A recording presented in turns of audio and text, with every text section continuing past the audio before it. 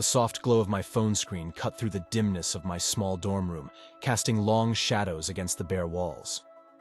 Lying on my bed, I was lost in thought, the rhythmic tapping of rain against the window providing a soothing backdrop to my solitude.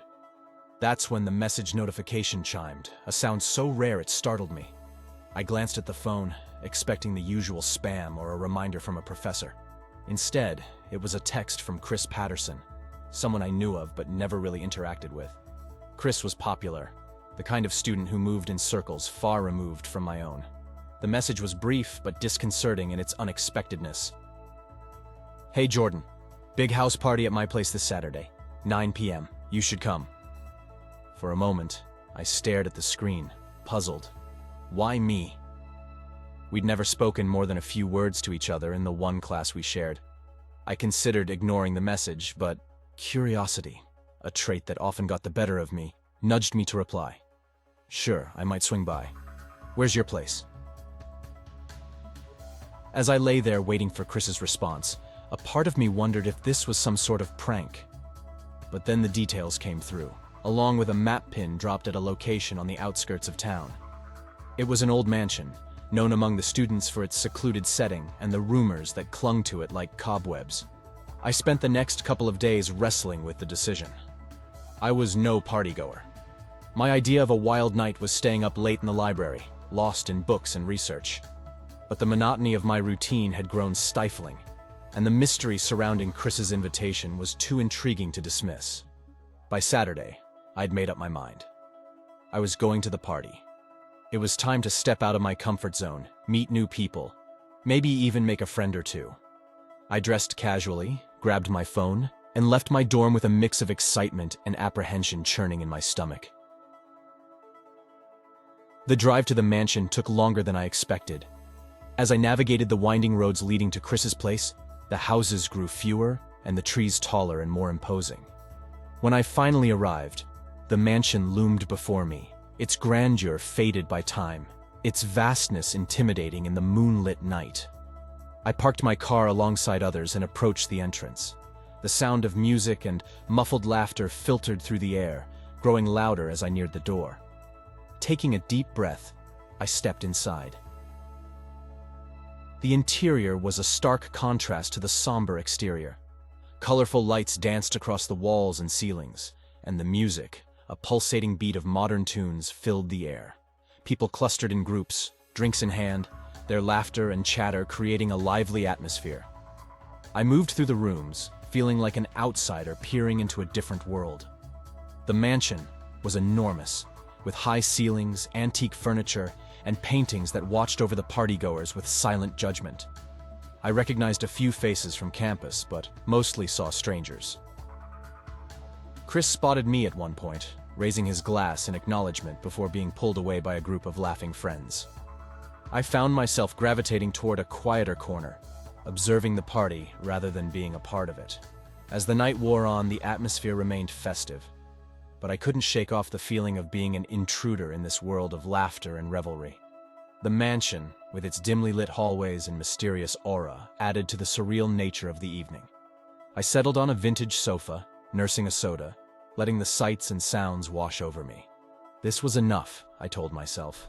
I had stepped out, experienced something different. But as the clock neared midnight, an undercurrent of unease began to stir within me, a prelude to the chaos that would soon unfold. As the clock struck midnight, the festive air of the party began to warp subtly into something less benign. The laughter grew louder, almost forced, and the music turned erratic, matching the escalating wildness of the crowd. I felt a shift in the atmosphere, an undercurrent of something I couldn't quite place. I decided to explore the mansion, partly to satisfy my curiosity and partly to escape the intensifying claustrophobia of the party. The corridors of the mansion were a stark contrast to the lively rooms. In these dimly lit hallways, the history of the place seemed to press in from the peeling wallpaper and creaking floorboards. As I wandered, I overheard snippets of hushed conversations that sent chills down my spine. Words like "last time" and "went too far" floated through the air, carried by voices I didn't recognize. A sense of foreboding settled over me. What had happened at Chris's previous parties? Why was I really invited? I pushed open a door to what looked like a study, seeking a moment of solitude. Inside, I found a group huddled around a laptop, their faces ghostly in the screen's glow. They were watching a video footage from a previous party at the mansion. The scenes were disturbing: reckless behavior, dangerous pranks, and a sense of lawlessness. One scene showed a girl, her face contorted in fear, being chased by laughing partygoers. It was unsettling. As I backed out of the room, I bumped into someone. It was Chris, his usual charm replaced by a cold intensity. "Enjoying the party, Jordan?" he asked, his tone laced with something dark. Before I could answer, a commotion erupted from the main hall. We rushed to see what was happening. In the center of the room, a group had gathered, encircling two visibly intoxicated guests, being egged on to fight each other. It was a game, but with a twisted edge. Chris laughed, clapping his hands. "This is just the beginning," he announced to the crowd. "The real fun starts now." I felt panic rising in my chest. This wasn't a normal party. It was a playground for something far more sinister. I needed to leave, but the mansion was a maze, and the exits weren't where I remembered them. I tried to find a way out, my heart pounding in my ears, but every turn led me deeper into the mansion's belly.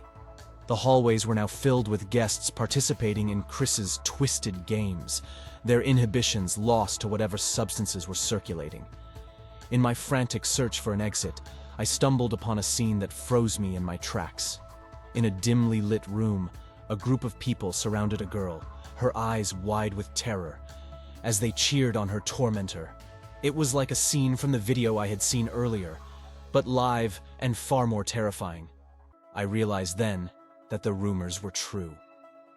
Chris's parties were notorious not for their extravagance, but for the dangerous games played at the expense of unsuspecting guests. I had walked into a trap, lured by the promise of a simple house party. I backed away, my mind racing. I had to get out, warn someone, but my phone was dead, and the mansion felt like a living entity, twisting and turning to keep me trapped within its walls. The party had turned into a nightmare, a place where the veneer of civility was ripped away to reveal the darkness lurking beneath. I was lost in a house of horrors, searching for a way out, my every step taking me further into the clutches of madness. The terror that gripped me was not just the fear of being caught in Chris's sadistic game, but also the chilling realization that the mansion itself was a maze designed to disorient and confuse. Every corridor seemed to twist back on itself, every door leading to yet another opulent, yet eerie, room filled with the echoes of the now sinister party. I navigated through the chaos, my heart pounding in my chest, trying to blend in with the crowd while desperately seeking an exit. The grandeur of the mansion now felt oppressive, its antique furnishings and gilded mirrors casting distorted reflections of the macabre revelry. As I turned down a less crowded hallway, the noise from the party dimmed, replaced by a suffocating silence. The corridor was poorly lit, the only light coming from flickering sconces on the walls. The wallpaper, once vibrant, was now peeling and faded, adding to the sense of decay. I found a staircase leading downward and hesitated, a sense of dread washing over me. But the instinct to escape overpowered my fear, and I descended into the darkness. The staircase ended in a basement, a stark contrast to the mansion's opulent upper floors. The air was damp and musty, and the only light came from a single bulb hanging from the ceiling. The shadows seemed to move on their own, creating unsettling shapes against the walls. In the corner of the basement, I stumbled upon a chilling sight. A chair with restraints, surrounded by various implements that looked like they belonged in a horror movie. My stomach turned at the thought of what purpose they served in Chris's game. Searching frantically, I discovered a small window high up on the basement wall. It was narrow, but it was a glimmer of hope. I stacked up old boxes and climbed, struggling to squeeze through the small opening. With one last effort, I pushed myself through and fell to the ground outside, gasping for breath. I found myself in the overgrown gardens of the mansion, the moon providing the only light. Disoriented, I ran, the brambles tearing at my clothes and skin. I could hear the faint sound of the party in the distance.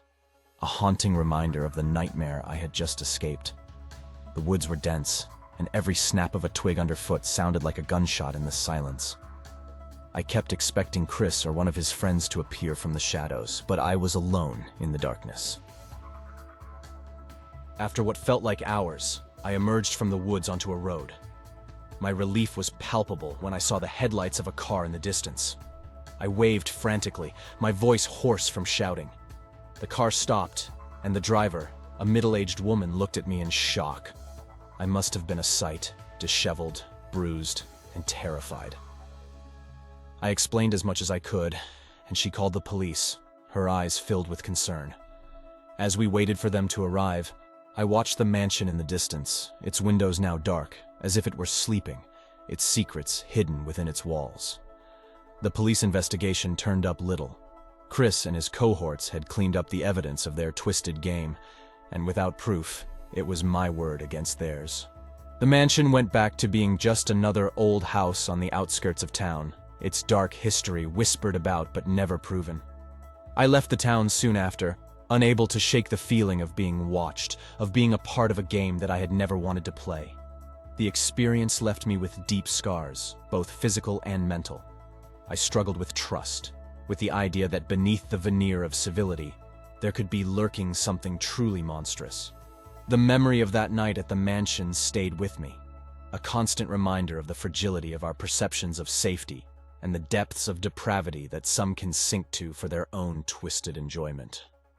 I moved on, but the shadows of that night followed me, a dark specter in the periphery of my life.